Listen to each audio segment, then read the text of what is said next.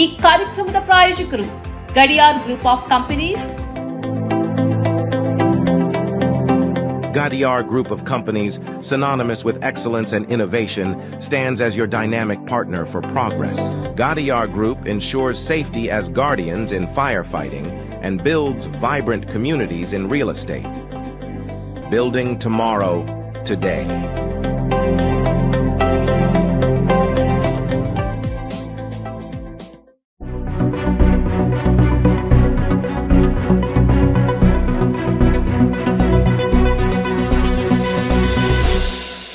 ನೀವು ನೋಡ್ತಾ ಇದ್ದೀರಾ ಸನ್ಮಾರ್ಗ ಸುದ್ದಿ ಸಂಚಯ. ನಾನು ಶಂಶೀರ್ ಬುಡೋಳಿ. ಬೀದರ್ ಜಿಲ್ಲೆಯ ಗಡಿಭಾಗದಲ್ಲಿ ಕಾಗೆ ಕೋಳಿಗಳಲ್ಲಿ ಹಕ್ಕಿ ಜ್ವರ ದೃಢಪಟ್ಟಿದೆ. ಹೀಗಾಗಿ ಮಹಾರಾಷ್ಟ್ರದಿಂದ ಬೀದರ್ ಜಿಲ್ಲೆಗೆ ಮೊಟ್ಟೆ, ಕೋಳಿ ಮಾಂಸ, ಗೊಬ್ಬರ ಸಾಗಾಟದ ಮೇಲೆ ಬೀದರ್ ಜಿಲ್ಲಾಡಳಿತ ನಿರ್ಬಂಧ ಹೇರಿದೆ. ಅಧಿಕಾರಿಗಳು ಮಹಾರಾಷ್ಟ್ರದಿಂದ ಸಂಚಾರ ಮಾಡುವಂತಹ ಎಲ್ಲ ವಾಹನಗಳ ತಪಾಸಣೆಯನ್ನು ಮಾಡ್ತಿದ್ದಾರೆ. ಮೊಟ್ಟೆ, ಕೋಳಿ ಮಾಂಸ, ಕೋಳಿಯಿಂದ ತಯಾರಿಸಲಾಗುವ ಉತ್ಪನ್ನಗಳಿದ್ರೆ ತಡೆದು ವಾಪಸ್ ಕಳಿಸ್ತಾ ಇದ್ದಾರೆ. ಮಹಾರಾಷ್ಟ್ರದೊಂದಿಗೆ ಗಡಿಭಾಗ ಹಂಚಿಕೊಂಡಿರುವ ಜಿಲ್ಲೆಯ 5 ತಾಲೂಕುಗಳ ಗಡಿಯಲ್ಲಿ ಚೆಕ್ ಪೋಸ್ಟ್ಗಳನ್ನು ತೆರೆಯಲಾಗಿದೆ. ಚೆಕ್ ಪೋಸ್ಟ್ಗಳಲ್ಲಿ 3 ಪಾಳಿಗಳಲ್ಲಿ ಅಧಿಕಾರಿಗಳು, ಸಿಬ್ಬಂದಿ ಕೆಲಸ ನಿರ್ವಹಿಸುತ್ತಿದ್ದಾರೆ. ಮಹಾರಾಷ್ಟ್ರದ ಲಾತೂರ್ ಜಿಲ್ಲೆಯ ಉದ್ಗೀರ್ನಲ್ಲಿ ಏಕಾಏಕಿ 40 ರಿಂದ 50 ಕಾಗೆಗಳು ಸಾವನ್ನಪ್ಪಿದ್ದವು. ಮಧ್ಯಪ್ರದೇಶದ ಭೋಪಾಲ್ನಲ್ಲಿರುವ ದೇಶದ ಏಕಮಾತ್ರ ಪ್ರಯೋಗಾಲಯಕ್ಕೆ ಸ್ಯಾಂಪಲ್ ಕಳಿಸಲಾಗಿತ್ತು. H5N1 ವೈರಸ್ನಿಂದ ಉಂಟಾಗುವ ಹಕ್ಕಿ ಜ್ವರ ಇರುವುದು ದೃಢಪಟ್ಟಿದೆ. ಕಾಗೆಗಳಿಂದ ಕೋಳಿಗಳಿಗೂ ಹರಡಿರುವುದರಿಂದ ಮುನ್ನೆಚ್ಚರಿಕೆ ಕ್ರಮವಾಗಿ ಜಿಲ್ಲೆಯ ಗಡಿಭಾಗಗಳಲ್ಲಿ ಚೆಕ್ ಪೋಸ್ಟ್ಗಳನ್ನು ತೆರೆಯಲಾಗಿದೆ. ಮಹಾರಾಷ್ಟ್ರದ ಮೊಟ್ಟೆ, ಕೋಳಿ ಮಾಂಸವನ್ನು ನಿರ್ಬಂಧಿಸಿರುವುದರಿಂದ ಜಿಲ್ಲೆಯ ವ್ಯಾಪಾರಸ್ಥರು ನೆರೆಯ ತೆಲಂಗಾಣ, ಆಂಧ್ರಪ್ರದೇಶದ ಮೂಲಕ ಆಮದು ಮಾಡಿಕೊಳ್ಳುತ್ತಿದ್ದಾರೆ. ಹಕ್ಕಿ ಜ್ವರದ ವಿಷಯ ಸಾಮಾಜಿಕ ಜಾಲತಾಣಗಳಲ್ಲಿ ಹರಡುತ್ತಿದ್ದಂತೆ ಜನ ಮೊಟ್ಟೆ, ಕೋಳಿ ಮಾಂಸ ಸೇವಿಸಲು ಹಿಂದೇಟು ಹಾಕುತ್ತಿದ್ದಾರೆ. ದೆಹಲಿ ಮುಖ್ಯಮಂತ್ರಿ ಯಾರಾಗ್ತಾರೆ ಎಂಬಂತಹ ಕುತೂಹಲಕ್ಕೆ ತೆರೆ ಬಿದ್ದಿದೆ. ನೂತನ ಮುಖ್ಯಮಂತ್ರಿಯಾಗಿ ರೇಖಾ ಗುಪ್ತಾ ಪ್ರಮಾಣ ವಚನ ಸ್ವೀಕಾರ ಮಾಡಿದ್ದಾರೆ. ದೆಹಲಿಯಲ್ಲಿ 4ನೇ ಬಾರಿಗೆ ಮಹಿಳಾ ಶಾಸಕಿಯೊಬ್ಬರು ಮುಖ್ಯಮಂತ್ರಿಯಾಗಿದ್ದಾರೆ. ಈ ಹಿಂದೆ ಬಿಜೆಪಿ ಪಕ್ಷದಿಂದ ಸುಷ್ಮಾ ಸ್ವರಾಜ್, ಕಾಂಗ್ರೆಸ್ ಪಕ್ಷದಿಂದ ಶೀಲಾ ದೀಕ್ಷಿತ್, ಎಎಪಿ ಪಕ್ಷದಿಂದ ಅತಿಶಿ ದೆಹಲಿಯ ಮುಖ್ಯಮಂತ್ರಿಯಾಗಿದ್ದರು. ದೆಹಲಿಯಲ್ಲಿ ಬಿಜೆಪಿ 26 ವರ್ಷಗಳ ನಂತರ ಅಧಿಕಾರಕ್ಕೆ ಮರಳಿದ್ದು, ರಾಮಲೀಲಾ ಮೈದಾನದಲ್ಲಿ ಪ್ರಮಾಣ ವಚನ ಸ್ವೀಕಾರ ಸಮಾರಂಭ ಏರ್ಪಟ್ಟಿದ್ದು, ಪ್ರಧಾನಿ ನರೇಂದ್ರ ಮೋದಿ, ಇತರ ಹಿರಿಯ ಬಿಜೆಪಿ ನಾಯಕರು ಮತ್ತು ಎನ್ಡಿಎ ಮಿತ್ರ ಪಕ್ಷಗಳ ನಾಯಕರು ಭಾಗವಹಿಸಿದ್ದರು. 70 ಸದಸ್ಯ ಬಲದ ದೆಹಲಿ ವಿಧಾನಸಭೆಗೆ ಫೆಬ್ರವರಿ 5ರಂದು ಮತದಾನ ನಡೆದಿತ್ತು. ಫೆಬ್ರವರಿ 8ರಂದು ಪ್ರಕಟವಾದ ಚುನಾವಣಾ ಫಲಿತಾಂಶದಲ್ಲಿ ಬಿಜೆಪಿ 48 ಕ್ಷೇತ್ರಗಳಲ್ಲಿ ಭರ್ಜರಿ ಗೆಲುವು ಸಾಧಿಸುವ ಮೂಲಕ 26 ವರ್ಷಗಳ ಬಳಿಕ ದೆಹಲಿಯಲ್ಲಿ ಅಧಿಕಾರದ ಗದ್ದುಗೆಯೇರಿದೆ. ಆಪ್ 22 ಸ್ಥಾನಗಳನ್ನು ಗೆದ್ದು ದಶಕಗಳ ಆಡಳಿತವನ್ನು ಕೊನೆಗೊಳಿಸಿದೆ. ಮುಖ್ಯಮಂತ್ರಿ ಹುದ್ದೆಗೆ ಸ್ಪರ್ಧೆಯಲ್ಲಿ ಪ್ರವೇಶ್ ವರ್ಮಾ, ಸಿರ್ಸಾ, ರವೀಂದ್ರ ಇಂದ್ರರಾಜ್ ಮತ್ತು ಆಶೀಶ್ ಸೂದ್ ಎಂಬ 3 ನಾಯಕರ ಹೆಸರುಗಳು ಮಾತ್ರ ಕೇಳಿಬರುತ್ತಿದ್ದವು. ಆದರೆ ಅಂತಿಮವಾಗಿ ಶಾಲಿಮಾರ್ ಬಾಗ್ನ ಶಾಸಕಿ ರೇಖಾ ಗುಪ್ತರ ಹೆಸರನ್ನು ಅಂತಿಮಗೊಳಿಸಲಾಯಿತು ಎಂದು ಹೇಳಲಾಗಿದೆ. ಸಂವಿಧಾನದ ರಚನೆಯಲ್ಲಿ ದಲಿತರ ಯೋಗದಾನ ಮಹತ್ವದ್ದು. ಆದರೆ ಇಂದು ನಿಮ್ಮನ್ನ ಎಲ್ಲೆಡೆ ತುಳಿಯುವಂತಹ ವ್ಯವಸ್ಥೆ ಇದೆ, ಹೀಗಂತ ರಾಹುಲ್ ಗಾಂಧಿ ಹೇಳಿದ್ದಾರೆ. ಸಂವಿಧಾನದ ಸಿದ್ಧಾಂತವೇ ನಿಮ್ಮ ಸಿದ್ಧಾಂತ ಎನ್ನುವುದನ್ನು ದಲಿತರು ಮೊದಲು ಅರ್ಥ ಮಾಡಿಕೊಳ್ಳಬೇಕು. ದಲಿತರೇ ಇರದಿದ್ದರೆ ಇಂತಹ ಬಲಿಷ್ಠ ಸಂವಿಧಾನ ರಚನೆ ಸಾಧ್ಯ ಆಗ್ತಾ ಇರಲಿಲ್ಲ ಎಂದು ರಾಹುಲ್ ಗಾಂಧಿ ಅಭಿಪ್ರಾಯ ವ್ಯಕ್ತಪಡಿಸಿದ್ದಾರೆ. ಲೋಕಸಭೆಯ ವಿರೋಧ ಪಕ್ಷದ ನಾಯಕರೂ ಆಗಿರುವ ರಾಹುಲ್ ಗಾಂಧಿ ಪ್ರತಿನಿಧಿಸುವ ರಾಯ್ಬರೇಲಿಗೆ 2 ದಿನಗಳ ಭೇಟಿ ನೀಡಿದ್ದು, ದಲಿತ ವಿದ್ಯಾರ್ಥಿಗಳೊಂದಿಗೆ ಗುರುವಾರ ಸಂವಾದ ನಡೆಸಿದ್ದಾರೆ. ದೇಶದ ಪ್ರಮುಖ 500 ಕಂಪನಿಗಳ ಉನ್ನತ ಸ್ಥಾನದಲ್ಲಿ ದಲಿತರಿಗೆ ಎಷ್ಟು ಸ್ಥಾನ ದೊರೆತಿದೆ ಎಂಬುದನ್ನು ಪ್ರಶ್ನಿಸಬೇಕಿದೆ ಎಂದಿದ್ದಾರೆ. ಇದಕ್ಕೆ ಪ್ರತಿಕ್ರಿಯಿಸಿದ ವಿದ್ಯಾರ್ಥಿಯೊಬ್ಬರು, ನಮಗೆ ಸರಿಯಾದ ಸೌಲಭ್ಯಗಳಿಲ್ಲದ ಕಾರಣ ನಾವು ಆ ಹಂತ ತಲುಪಲು ಸಾಧ್ಯವಾಗಿಲ್ಲ ಎಂದರು. ಇದಕ್ಕೆ ಉತ್ತರಿಸಿದ ರಾಹುಲ್, ಡಾಕ್ಟರ್ ಅಂಬೇಡ್ಕರ್ರಿಗೂ ಅವಕಾಶಗಳು ಇರಲಿಲ್ಲ. ಅವರ ಪರಿಶ್ರಮದ ಹಾದಿಯಲ್ಲಿ ಅವರೊಬ್ಬರೇ ಇದ್ದರು. ಹೀಗಿದ್ದರೂ ಈ ದೇಶದ ರಾಜಕೀಯವನ್ನು ಅಲುಗಾಡಿಸಿದರು ಎಂದರು. ಇಡೀ ವ್ಯವಸ್ಥೆಯೇ ನಿಮ್ಮ ವಿರುದ್ಧವಿದೆ. ನಿಮ್ಮ ಬೆಳವಣಿಗೆ ಈ ವ್ಯವಸ್ಥೆಗೆ ಬೇಕಾಗಿಲ್ಲ. ಪ್ರತಿನಿತ್ಯ ಈ ವ್ಯವಸ್ಥೆ ನಿಮ್ಮ ಮೇಲೆ ನಿರಂತರ ದಾಳಿ ನಡೆಸುತ್ತಿದೆ. ಆ ದಾಳಿ ನಿಮ್ಮ ಮೇಲೆ ಹೇಗೆ ನಡೆಯುತ್ತೆ ಎಂಬುದನ್ನು ತಿಳಿಯಲು ನಿಮಗೆ ಬಹುಕಾಲ ಬೇಕಾಗಬಹುದು ಎಂದು ರಾಹುಲ್ ಹೇಳಿದ್ದಾರೆ. ಬರುವ ಮಾರ್ಚ್ 7ರಂದು ರಾಜ್ಯ ಬಜೆಟ್ ಮಂಡನೆಯಾಗುತ್ತೆ. ಮಂಡನೆಯಾದ ಕೂಡಲೇ 1 ಲೀಟರ್ ನಂದಿನಿ ಹಾಲಿನ ಬೆಲೆ 5 ರೂಪಾಯಿಯಷ್ಟು ಹೆಚ್ಚಾಗುತ್ತೆ. ಅಷ್ಟೇ ಅಲ್ಲದೆ ಹಾಲಿನ ಪ್ರಮಾಣ ಅಸ್ತಿತ್ವದಲ್ಲಿರುವ 1050 ಮಿಲಿಯಿಂದ 1 ಲೀಟರ್ಗೆ ಕಡಿಮೆಯಾಗುತ್ತೆ. ಇದರೊಂದಿಗೆ 1 ಲೀಟರ್ ನಂದಿನಿ ಹಾಲಿನ ಬೆಲೆ 47 ರೂಪಾಯಿಗಳಿಗೆ ಏರಿಕೆಯಾಗುತ್ತೆ. ಹಾಲಿನ ಬೆಲೆಯಲ್ಲಿ ಕಳೆದ 3 ವರ್ಷಗಳಲ್ಲಿ ಅತ್ಯಂತ ದೊಡ್ಡ ಏರಿಕೆ ಇದಾಗಿದೆ. ಇದಕ್ಕೂ ಮೊದಲು 2022ರಲ್ಲಿ ಪ್ರತಿ ಲೀಟರ್ ಹಾಲಿನ ಬೆಲೆಯನ್ನ ಲೀಟರ್ಗೆ 3 ರೂಪಾಯಿಗಳಷ್ಟು ಹೆಚ್ಚಿಸಲಾಗಿತ್ತು. 2024ರಲ್ಲಿ ಕೆಎಂಎಫ್ ಹಾಲಿನ ಬೆಲೆಯನ್ನ ಪ್ಯಾಕೆಟ್ಗೆ 2 ರೂಪಾಯಿಗಳಷ್ಟು ಹೆಚ್ಚಿಸಿ ಪ್ರತಿ ಪ್ಯಾಕೆಟ್ಗೆ 50 ಮಿಲಿಲೀಟರ್ ಹೆಚ್ಚಿಸಲಾಗಿತ್ತು. ಆದಾಗ್ಯೂ ಸರಬರಾಜು ಮಾಡಿದ ಹಾಲಿನ ಪ್ರಮಾಣವು ಹೆಚ್ಚಾಗಿರುವ ಕಾರಣಕ್ಕೆ 2024ರಲ್ಲಿ ಬೆಲೆಯು ಏರಿಕೆಯಾಗಿಲ್ಲ ಎಂದು ಕೆಎಂಎಫ್ ಹೇಳುತ್ತಲೇ ಇದೆ. ರೈತರು ಲೀಟರ್ಗೆ 5 ರೂಪಾಯಿ ಹೆಚ್ಚಳಕ್ಕೆ ಒತ್ತಾಯಿಸಿದ್ದಾರೆ. ಅಂತಿಮ ನಿರ್ಧಾರ ಈಗ ಮುಖ್ಯಮಂತ್ರಿಯವರ ಮೇಲಿದೆ. ರಾಜ್ಯ ಬಜೆಟ್ ನಂತರ ಇದು ಜಾರಿಗೆ ಬರಲಿದೆ ಎಂದು ಕೆಎಂಎಫ್ ವ್ಯವಸ್ಥಾಪಕ ನಿರ್ದೇಶಕ ಬಿ ಶಿವಸ್ವಾಮಿ ಹೇಳಿದ್ದಾರೆ. ಈ ಹಿಂದೆ ನಾವು ದಿನಕ್ಕೆ 85ರಿಂದ 89 ಲಕ್ಷ ಲೀಟರ್ಗಳನ್ನು ಖರೀದಿಸುತ್ತಿದ್ದೆವು. ಇದು ದಿನಕ್ಕೆ 99 ಲಕ್ಷ ಲೀಟರ್ಗಳಿಗೆ ಮತ್ತು ಅದಕ್ಕಿಂತ ಹೆಚ್ಚಿನದಕ್ಕೆ ಏರಿತ್ತು. ಈಗ ನಾವು ದಿನಕ್ಕೆ 79ರಿಂದ 81 ಲಕ್ಷ ಲೀಟರ್ ಹಾಲು ಪಡೆಯುತ್ತಿದ್ದೇವೆ.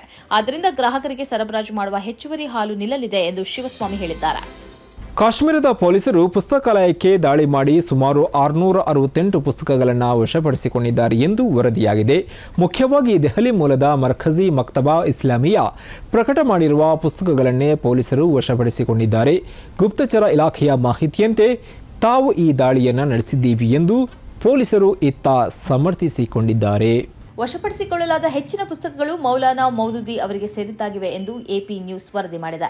ಶ್ರೀನಗರದಲ್ಲಿ ಪೊಲೀಸರು ಈ ದಾಳಿ ನಡೆಸಿದ್ದಾರೆ. ಈ ಕುರಿತಂತೆ ಪೊಲೀಸರು ಎಕ್ಸ್ನಲ್ಲಿ ಮಾಹಿತಿ ಹಂಚಿಕೊಂಡಿದ್ದಾರೆ. ನಿಷೇಧಿತ ಸಂಘಟನೆಯ ವಿಚಾರಧಾರೆಯನ್ನು ಪ್ರಚಾರ ಮಾಡಲಾಗುತ್ತಿರುವುದಕ್ಕಾಗಿ ನಾವು ಈ ದಾಳಿಯನ್ನು ನಡೆಸಿದ್ದೇವೆ ಎಂಬ ಅರ್ಥ ಬರುವ ರೀತಿಯಲ್ಲಿ ಪೊಲೀಸರು ಮಾಹಿತಿ ನೀಡಿದ್ದಾರೆ. ಕಾಶ್ಮೀರದ ಜಮಾತೆ ಇಸ್ಲಾಮಿಯನ್ನು 2019ರಲ್ಲಿ ನಿಷೇಧಿಸಲಾಗಿದೆ. ಜಮಾತೆ ಇಸ್ಲಾಮಿ ಕಾಶ್ಮೀರವು ಪ್ರತ್ಯೇಕ ಘಟಕವಾಗಿದ್ದು ಅದಕ್ಕೂ ಜಮಾತೆ ಇಸ್ಲಾಮಿ ಹಿಂದ್ಗೂ ಸಂಬಂಧವಿಲ್ಲ ಅನ್ನುವುದನ್ನು ಈ ಮೊದಲೇ ತಿಳಿಸಲಾಗಿದೆ. ಭಾರತೀಯ ಮುಸ್ಲಿಮರ ಜನಸಂಖ್ಯೆಯು ಹಿಂದೂಗಳ ಜನಸಂಖ್ಯೆಗಿಂತ ಅಧಿಕವಾಗುತ್ತೆ ಮತ್ತು ಭಾರತ ಮುಸ್ಲಿಂ ರಾಷ್ಟ್ರ ಆಗುತ್ತೆ ಎಂಬಂತಹ ವಾದವನ್ನು ಪಾಪ್ಯುಲೇಷನ್ ಫೌಂಡೇಶನ್ ಆಫ್ ಇಂಡಿಯಾದ ಎಕ್ಸಿಕ್ಯೂಟಿವ್ ಡೈರೆಕ್ಟರ್ ಆಗಿರುವ ಪೂನಂ ಮಟ್ಟೇರಿಯಾ ಇವರು ತಳ್ಳಿ ಹಾಕಿದ್ದಾರೆ. ಭಾರತೀಯ ಮುಸ್ಲಿಮರ ಜನಸಂಖ್ಯೆ ಆರಂಭದಲ್ಲಿ ಹೆಚ್ಚಿತಾದರೂ ಮೆಲ್ಲನೆ ಫಲವತ್ತತೆಯ ಪ್ರಮಾಣ ತೀರಾ ಕುಸಿಯುತ್ತಾ ಬಂದಿದೆ. ಇದಕ್ಕೆ ಶಿಕ್ಷಣ, ಆರ್ಥಿಕ ಸಬಲೀಕರಣ ಕಾರಣ ಆಗಿದೆ ಎಂದು ಅವರು ಹೇಳಿದ್ದಾರೆ. ಈ ಹಿಂದೆ ಮುಸ್ಲಿಮರ ಜನನ ಅನುಪಾತ ಹೆಚ್ಚಾಗಿರುವುದಕ್ಕೆ ಶೈಕ್ಷಣಿಕ ಕೊರತೆ ಮತ್ತು ಬಡತನ ಕಾರಣವಾಗಿತ್ತು. ಇತ್ತೀಚಿನ ಅಂಕಿಅಂಶಗಳಂತೆ ಮುಸ್ಲಿಮರ ಫಲವತ್ತತೆಯ ಪ್ರಮಾಣದಲ್ಲಿ ಭಾರಿ ಕುಸಿತವಾಗಿದೆ. ಕೇರಳದಲ್ಲಿ ಮುಸ್ಲಿಮರು ಮತ್ತು ಹಿಂದೂಗಳ ಶೈಕ್ಷಣಿಕ ಮತ್ತು ಆರ್ಥಿಕ ಸ್ಥಿತಿ ಉತ್ತಮವಾಗಿದ್ದು ಅಲ್ಲಿ ಎರಡೂ ಸಮುದಾಯಗಳ ಫಲವತ್ತತೆಯ ಪ್ರಮಾಣ ಸಮಾನವಾಗಿದೆ ಎಂದು ಅವರು ಹೇಳಿದ್ದಾರೆ. ಇದೇ ವೇಳೆ ಬಿಹಾರದಲ್ಲಿ ಹಿಂದೂಗಳ ಫಲವತ್ತತೆಯ ಪ್ರಮಾಣ ತುಂಬಾ ಅಧಿಕವಿದೆ. ಇದಕ್ಕೆ ಕಾರಣ ಬಡತನ ಮತ್ತು ಶಿಕ್ಷಣದ ಕೊರತೆಯಾಗಿದೆ. ಜನಸಂಖ್ಯೆಯ ಹೆಚ್ಚಳಕ್ಕೆ ಧರ್ಮ ಕಾರಣವಾಗಿಲ್ಲ, ಅದರ ಬದಲು ಶಿಕ್ಷಣ ಮತ್ತು ಆರ್ಥಿಕ ಸ್ಥಿತಿಯ ಮುಖ್ಯ ಕಾರಣ ಎಂದು ಅವರು ಹೇಳಿದ್ದಾರೆ. ಇದೇ ವೇಳೆ ಮುಸ್ಲಿಮರ ಜನಸಂಖ್ಯೆ ಎಂದೂ ಕೂಡ ಹಿಂದೂ ಜನಸಂಖ್ಯೆಯನ್ನು ಮೀರಲು ಸಾಧ್ಯವೇ ಇಲ್ಲ ಎಂದು ಹೇಳಿದ ಅವರು, ಒಮ್ಮೆ ಫಲವತ್ತತೆಯ ಪ್ರಮಾಣ ಕುಸಿದರೆ ಆ ಬಳಿಕ ಎಂದೂ ಕೂಡ ಅದು ಹೆಚ್ಚಾಗಲು ಸಾಧ್ಯವಿಲ್ಲ ಎಂದು ಹೇಳಿದ್ದಾರೆ. ಒಂದು ವೇಳೆ ಭಾರತದ ತೆರಿಗೆಯನ್ನು ತಪ್ಪಿಸೋಕೆ ಟೆಸ್ಲಾ ಕಂಪನಿ ಏನಾದರೂ ಭಾರತದಲ್ಲಿ ತನ್ನ ಕಾರ್ಖಾನೆಯನ್ನು ಸ್ಥಾಪನೆ ಮಾಡಿದರೆ ಅದರಿಂದ ಅಮೆರಿಕಕ್ಕೆ ಅನ್ಯಾಯವಾಗುತ್ತೆ ಎಂದು ಅಮೆರಿಕ ಅಧ್ಯಕ್ಷ ಡೊನಾಲ್ಡ್ ಟ್ರಂಪ್ ಹೇಳಿದ್ದಾರೆ. ಟಾಟಾ ಮೋಟಾರ್ಸ್ ಅನ್ನು ರಕ್ಷಣೆ ಮಾಡೋಕ್ಕೆ ಭಾರತ ವಿದ್ಯುತ್ ಚಾಲಿತ ವಾಹನಗಳ ಮೇಲೆ 100% ಆಮದು ಸುಂಕ ವಿಧಿಸ್ತಾ ಇದೆ ಎಂದು ಟೆಸ್ಲಾದ ಮುಖ್ಯಸ್ಥ ಎಲಾನ್ ಮಸ್ಕ್ ಟೀಕಿಸ್ತಾ ಬರ್ತಾ ಇದ್ದಾರೆ. ಕಳೆದ ವಾರ ಪ್ರಧಾನಿ ನರೇಂದ್ರ ಮೋದಿ ಅಮೆರಿಕಕ್ಕೆ ಭೇಟಿ ನೀಡಿದ್ದ ಸಂದರ್ಭದಲ್ಲಿ ಕಾರುಗಳ ಮೇಲೆ ಭಾರತ ವಿಧಿಸುತ್ತಿರುವ ಅತ್ಯಧಿಕ ಸುಂಕದ ಬಗ್ಗೆ ಡೊನಾಲ್ಡ್ ಟ್ರಂಪ್ ಅಸಮಾಧಾನ ವ್ಯಕ್ತಪಡಿಸಿದ್ದರು. ಮಂಗಳವಾರ ಫ್ಯಾಕ್ಸ್ ನ್ಯೂಸ್ ಸುದ್ದಿಸಂಸ್ಥೆಯಲ್ಲಿ ಪ್ರಸಾರವಾಗಿರುವ ಸಂದರ್ಶನದಲ್ಲಿ ದಕ್ಷಿಣ ಏಷ್ಯಾದ ರಾಷ್ಟ್ರವಾದ ಭಾರತದಲ್ಲಿ ಕಾರು ಮಾರಾಟ ಮಾಡುವುದು ಮಸ್ಕ್ಗೆ ಅಸಾಧ್ಯ ಎಂದು ಹೇಳಿರುವ ಡೊನಾಲ್ಡ್ ಟ್ರಂಪ್, ವಿಶ್ವದಲ್ಲಿನ ಎಲ್ಲಾ ದೇಶಗಳು ನಮ್ಮಿಂದ ಲಾಭ ಪಡೆಯುತ್ತವೆ ಹಾಗೂ ಅವು ಅದನ್ನು ತೆರಿಗೆಯ ರೂಪದಲ್ಲಿ ಮಾಡುತ್ತವೆ. ಪ್ರಾಯೋಗಿಕವಾಗಿ ಕಾರು ಮಾರಾಟ ಮಾಡುವುದು ಅಸಾಧ್ಯ. ಉದಾಹರಣೆಗೆ ಭಾರತ ಎಂದು ಹೇಳಿದ್ದಾರೆ. ಕಳೆದ ವರ್ಷದ ಮಾರ್ಚ್ ತಿಂಗಳಿನಲ್ಲಿ ನೂತನ ವಿದ್ಯುತ್ ಚಾಲಿತ ವಾಹನ ನೀತಿಯನ್ನು ಅನಾವರಣಗೊಳಿಸಿದ್ದ ಭಾರತ ಸರ್ಕಾರ, ಒಂದು ವೇಳೆ ಕಾರು ತಯಾರಕರು ಭಾರತದಲ್ಲಿ ಕನಿಷ್ಠ ಪಕ್ಷ $500 ದಶಲಕ್ಷ ಹೂಡಿಕೆ ಮಾಡಿ ಇಲ್ಲಿಯೇ ತಮ್ಮ ಕಾರ್ಖಾನೆ ಸ್ಥಾಪಿಸಿದರೆ ಅಂತವರಿಗೆ ಆಮದು ಸುಂಕವನ್ನು 15% ತಗ್ಗಿಸುವ ಭರವಸೆ ನೀಡಿತ್ತು. 15 ವರ್ಷ ವಯಸ್ಸಿನ ಫೆಲಿಸ್ತೀನಿ ಬಾಲಕನಿಗೆ ಇಸ್ರೇಲ್ ಕೋರ್ಟ್ 18 ವರ್ಷ ಜೈಲು ಶಿಕ್ಷೆಯನ್ನು ವಿಧಿಸಿದೆ. ಪಶ್ಚಿಮ ದಂಡಿಯಲ್ಲಿ ನಡೆದ ಒಂದು ಆಕ್ರಮಣದಲ್ಲಿ ಭಾಗಿಯಾಗಿದ್ದಾನೆ ಎಂದು ಆರೋಪ ಮಾಡಿ ಮೊಹಮ್ಮದ್ ಬಾಜಿಲ್ ಸಲ್ಮಾನ್ ಎಂಬ ಬಾಲಕನಿಗೆ ಜೆರುಸಲೆಂನ ಜಿಲ್ಲಾ ಕೋರ್ಟ್ ಈ ಶಿಕ್ಷೆಯನ್ನು ವಿಧಿಸಿದೆ. ಅಲ್ಲದೆ 72,31,000 ರೂಪಾಯಿ ದಂಡವನ್ನು ಕೂಡ ವಿಧಿಸಿದೆ. 2023ರ ಫೆಬ್ರವರಿ 13ರಂದು ಪೂರ್ವ ಜೆರುಸಲೆಂನ ಶುಫತ್ ನಿರಾಶ್ರಿತರ ಶಿಬಿರದಲ್ಲಿ ಇಸ್ರೇಲಿ ಸೇನೆಯ ದಾಳಿಯನ್ನು ವಿರೋಧಿಸಿದ್ದಕ್ಕಾಗಿ ಸಲ್ಬಾನಿಯನ್ನ ಬಂಧಿಸಲಾಗಿತ್ತು. ಈ ಪ್ರಕರಣಕ್ಕೆ ಸಂಬಂಧಿಸಿದಂತೆ ಶುಫತ್ ಶಿಬಿರದ ಚೆಕ್ ಪಾಯಿಂಟ್ನಲ್ಲಿ ಇಸ್ರೇಲಿ ಸೈನಿಕನೊಬ್ಬನ ಹತ್ಯೆಯಲ್ಲಿ ಭಾಗಿಯಾಗಿದ್ದಾನೆ ಎಂದು ಇಸ್ರೇಲ್ ಆರೋಪಿಸಿದೆ. ಈ ಮೊದಲು 13ನೇ ವಯಸ್ಸಿನಲ್ಲಿ ಅವರನ್ನು ಬಂಧಿಸಿ 2 ವರ್ಷಗಳ ಜೈಲು ಶಿಕ್ಷೆ ವಿಧಿಸಲಾಗಿತ್ತು. ಫೆಲಿಸ್ತೀನ್ ಪ್ರಿಸನರ್ ಸೊಸೈಟಿಯ ಪ್ರಕಾರ 1115 ಮಕ್ಕಳು ಸೇರಿದಂತೆ ಕನಿಷ್ಠ 14,500 ಫೆಲಿಸ್ತೀನಿಯರು ಪ್ರಸ್ತುತ ಇಸ್ರೇಲಿ ಜೈಲುಗಳಲ್ಲಿ ಬಂಧಿತರಾಗಿದ್ದಾರೆ. ಅಕ್ಟೋಬರ್ 2023ರಂದು ಗಾಜಾ ಯುದ್ಧ ಆರಂಭವಾದ ನಂತರ ಇಸ್ರೇಲಿ ಸೇನೆಯ ದಾಳಿ ಮತ್ತು ವಸಾಹತುಗಾರರ ಹಿಂಸೆ ಹೆಚ್ಚಾಗಿದೆ. ಮಾನವ ಹಕ್ಕುಗಳ ಸಂಘಟನೆಗಳು ಮತ್ತು ಅಂತಾರಾಷ್ಟ್ರೀಯ ಸಮುದಾಯ ಈ ಶಿಕ್ಷೆಯನ್ನು ತೀವ್ರವಾಗಿ ಟೀಕಿಸಿದೆ. 15 ವರ್ಷದ ಬಾಲಕನಿಗೆ 18 ವರ್ಷಗಳ ಶಿಕ್ಷೆ ವಿಧಿಸುವುದು ನ್ಯಾಯಸಮ್ಮತವೇ ಎಂಬ ಪ್ರಶ್ನೆಗಳು ಎದುರಾಗಿವೆ. ಹತ್ಯೆಗೀಡಾದ 4 ಮಂದಿ ಇಸ್ರೇಲ್ ಒತ್ತೆಯಾಳುಗಳ ಮೃತದೇಹವನ್ನು ಹಮಾಸ್ ಹಸ್ತಾಂತರ ಮಾಡಿದೆ. ಅಂತಾರಾಷ್ಟ್ರೀಯ ರೆಡ್ ಕ್ರಾಸ್ ಸಂಸ್ಥೆಗೆ ಈ ಮೃತದೇಹಗಳನ್ನು ಹಸ್ತಾಂತರ ಮಾಡಿದೆ. ಒತ್ತೆಯಾಳುಗಳಲ್ಲೇ ಅತಿ ಕಡಿಮೆ ವಯಸ್ಸಿನ ಕಫೀರ್ ಬಿಬಾಸ್, 4 ವಯಸ್ಸಿನ ಆತನ ಸಹೋದರ ಏರಿಯಲ್, ತಾಯಿ ಶಿರಿ ಮತ್ತು ಒಡೆಡ್ ದೇಹವನ್ನು ಹಸ್ತಾಂತರಿಸಲಾಗಿದೆ. 4 ಕಪ್ಪು ಶವಪೆಟ್ಟಿಗೆಗಳಲ್ಲಿ ಈ ಮೃತದೇಹವನ್ನು ಹಸ್ತಾಂತರಿಸಲಾಗಿದೆ. ಈ ಶವಪೆಟ್ಟಿಗೆಗಳಲ್ಲಿ ಒತ್ತೆಯಾಳುಗಳ ಪುಟ್ಟ ಚಿತ್ರವನ್ನು ಅಂಟಿಸಲಾಗಿತ್ತು. ಇಸ್ರೇಲ್ ನಡೆಸಿದ ವೈಮಾನಿಕ ದಾಳಿಯಲ್ಲಿ ಇವರೆಲ್ಲ ಮೃತಪಟ್ಟಿದ್ದರು. ಇದೇ ವೇಳೆ ಈ ಮಕ್ಕಳ ತಂದೆ ಗಾರ್ಡನ್ ಬಿಬಾಸ್ ಅವರನ್ನು ಫೆಬ್ರವರಿಯಲ್ಲಿ ಬಿಡುಗಡೆಗೊಳಿಸಲಾಗಿತ್ತು. ಖಾನ್ ಯೂನಿಸ್ನಲ್ಲಿ ಈ ಮೃತದೇಹವನ್ನು ಹಸ್ತಾಂತರಿಸಲಾಗಿದೆ. ಈ ಸಂದರ್ಭದಲ್ಲಿ ಬಂದೂಕುದಾರಿ ಹಮಾಸ್ ಹೋರಾಟಗಾರರು ಉಪಸ್ಥಿತರಿದ್ದರು.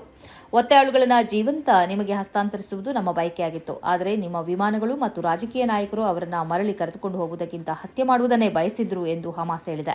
ಈ 4 ಮಂದಿ ಹತ್ಯೆಗೀಡಾಗಿದ್ದಾರೆ ಎಂದು 2023 ನವೆಂಬರ್ನಲ್ಲೇ ಹಮಾಸ್ ಘೋಷಿಸಿತ್ತು. ಇದುವೇ ಈ ಹೊತ್ತಿನ ಸನ್ಮಾರ್ಗ ಸುದ್ದಿ ಸಂಚಯ. ನಿರಂತರವಾಗಿ ನೋಡ್ತಾ ಇರಿ ಸನ್ಮಾರ್ಗ ನ್ಯೂಸ್. ಸುದ್ದಿಗಳ ಸಂಖ್ಯೆಯಲ್ಲಿ ಸತ್ಯದ ಮೊಂಬತ್ತಿ. ಸನ್ಮಾರ್ಗ ನ್ಯೂಸ್ 1.5 ಲಕ್ಷ ಚಂದಾದಾರರನ್ನ ದಾಟಿದೆ. ಇದನ್ನ ಸಾಧ್ಯವಾಗಿಸಿದ್ದು ವೀಕ್ಷಕರಾದ ನೀವೇ.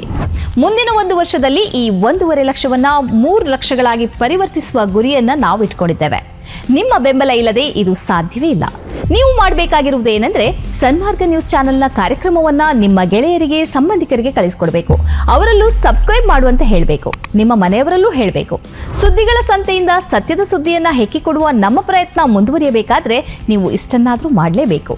ಜೊತೆಗೆ ಪಕ್ಕದಲ್ಲಿರುವ QR ಕೋಡ್ ಅನ್ನ ಬಳಸಿ ನಮಗೆ ಆರ್ಥಿಕವಾಗಿ ಶಕ್ತಿ ತುಂಬಬೇಕು. ಸುಳ್ಳಿನ ಎದುರು ನಮ್ಮ ಧ್ವನಿ ತಗ್ಗದೇ ಇರಬೇಕಾದ್ರೆ ನಾವು ಆರ್ಥಿಕವಾಗಿ ಪರಾವಲಂಬಿಗಳಾಗಿರಬಾರದು. ನೀವು ಶಕ್ತಿಯನ್ನು ಕೊಡಿ, ನಾವು ಸತ್ಯವನ್ನ ಕೊಡ್ತೇವೆ. Thank you.